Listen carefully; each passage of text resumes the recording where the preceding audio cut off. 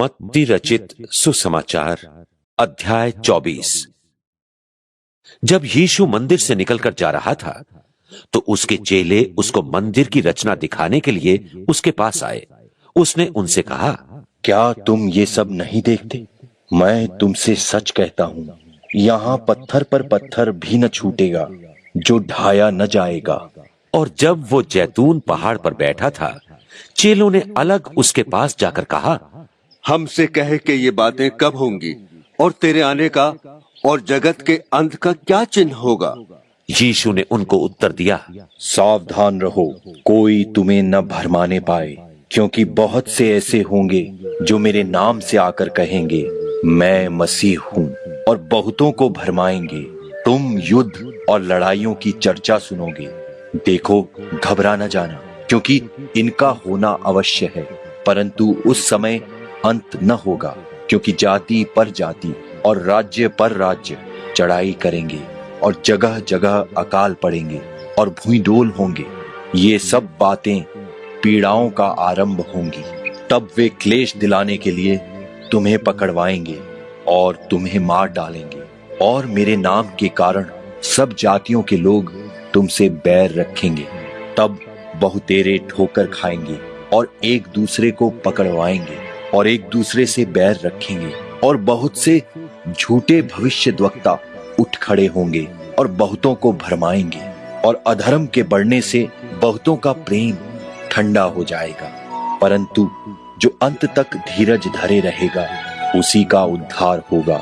और राज्य का ये सुसमाचार सारे जगत में प्रचार किया जाएगा कि सब जातियों पर गवाही हो, तब अंत आ जाएगा। सो जब तुम उस उजाड़ने वाली घृणित वस्तु को, जिसकी चर्चा दानियेल भविष्यद्वक्ता के द्वारा हुई थी, पवित्र स्थान में खड़ी हुई देखो, जो पढ़े वो समझे।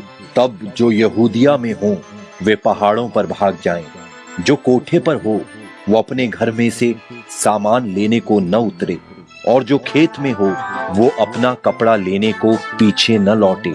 उन दिनों में जो गर्भवती और दूध पिलाती होंगी उनके लिए हाय हाय। और प्रार्थना किया करो कि तुम्हें जाड़े में या विश्राम के दिन भागना न पड़े, क्योंकि उस समय ऐसा भारी क्लेश होगा जैसा जगत के आरंभ से न अब तक हुआ और न कभी होगा। यदि वे दिन घटाए न जाते तो कोई प्राणी न बचता, परंतु चुने हुओं के कारण वे दिन घटाए जाएंगे।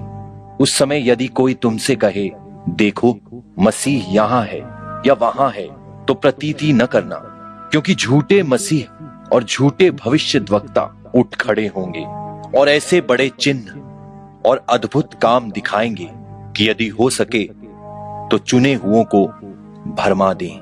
देखो, मैंने पहले से तुमसे ये सब कुछ कह दिया है।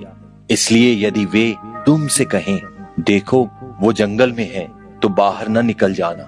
देखो वो कोठरियों में है, तो प्रतीति न करना, क्योंकि जैसे बिजली पूर्व से निकलकर पश्चिम तक चमक जाती है, वैसा ही मनुष्य के पुत्र का भी आना होगा। जहां लोथ हो वहीं गिद्ध इकट्ठे होंगे। उन दिनों के क्लेश के बाद तुरंत सूर्य अंधियारा हो जाएगा और चांद का प्रकाश जाता रहेगा, और तारे आकाश से गिर पड़ेंगे और आकाश की शक्तियां हिलाई जाएंगी। तब मनुष्य के पुत्र का चिन्ह आकाश में दिखाई देगा, और तब पृथ्वी के सब कुलों के लोग छाती पीटेंगे और मनुष्य के पुत्र को बड़ी सामर्थ और ऐश्वर्य के साथ आकाश के बादलों पर आते देखेंगे। और वो तुरही के बड़े शब्द के साथ अपने दूतों को भेजेगा, और वे आकाश के इस छोर से उस छोर तक चारों दिशाओं से उसके चुने हुओं को इकट्ठा करेंगे। अंजीर के पेड़ से ये दृष्टांत सीखो, जब उसकी डाली कोमल हो जाती और पत्ते निकलने लगते हैं, तो तुम जान लेते हो कि ग्रीष्म काल निकट है। इसी रीति से जब तुम इन सब बातों को देखो तो जान लो कि वो निकट है, वरन द्वार ही पर है। मैं तुमसे सच कहता हूँ, जब तक ये सब बातें पूरी न हो लें, तब तक ये पीढ़ी जाती न रहेगी। आकाश और पृथ्वी टल जाएंगे, परंतु मेरी बातें कभी न टलेंगी। उस दिन और उस घड़ी के विषय में कोई नहीं जानता, न स्वर्ग के दूत और न पुत्र, परंतु केवल पिता। जैसे नूह के दिन थे, वैसा ही मनुष्य के पुत्र का आना भी होगा। क्योंकि जैसे जल प्रलय से पहले के दिनों में जिस दिन तक की नूह जहाज पर न चढ़ा, उस दिन तक लोग खाते पीते थे और उनमें शादी होती थी, और जब तक जल प्रलय आकर उन सब को बहा न ले गया, तब तक उनको कुछ भी मालूम न पड़ा। वैसे ही मनुष्य के पुत्र का आना भी होगा। उस समय 2 जन खेत में होंगे, एक ले लिया जाएगा और दूसरा छोड़ दिया जाएगा। 2 स्त्रियां चक्की पीसती रहेंगी, एक ले ली जाएगी और दूसरी छोड़ दी जाएगी। इसलिए जागते रहो, क्योंकि तुम नहीं जानते कि तुम्हारा प्रभु किस दिन आएगा। परंतु ये जान लो कि यदि घर का स्वामी जानता हो कि चोर किस पहर आएगा, तो जागता रहता और अपने घर में सेंध लगने न देता।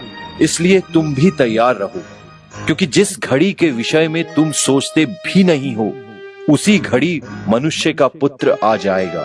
सो वो विश्वास योग्य और बुद्धिमान दास कौन है, जिसे स्वामी ने अपने नौकर चाकरों पर सरदार ठहराया कि समय पर उन्हें भोजन दे।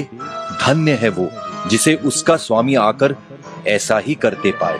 मैं तुमसे सच कहता हूं, वो उसे अपनी सारी संपत्ति पर सरदार ठहराएगा। परंतु यदि वो दुष्ट दास सोचने लगे कि मेरे स्वामी के आने में देर है, और अपने साथी दासों को पीटने लगे और पियक्कड़ों के साथ खाए पिए, तो उस दास का स्वामी ऐसे दिन आएगा जब वो उसकी बाट न जोहता हो, और ऐसी घड़ी कि वो न जानता हो, और उसे भारी ताड़ना देकर उसका भाग कपटियों के साथ ठहराएगा।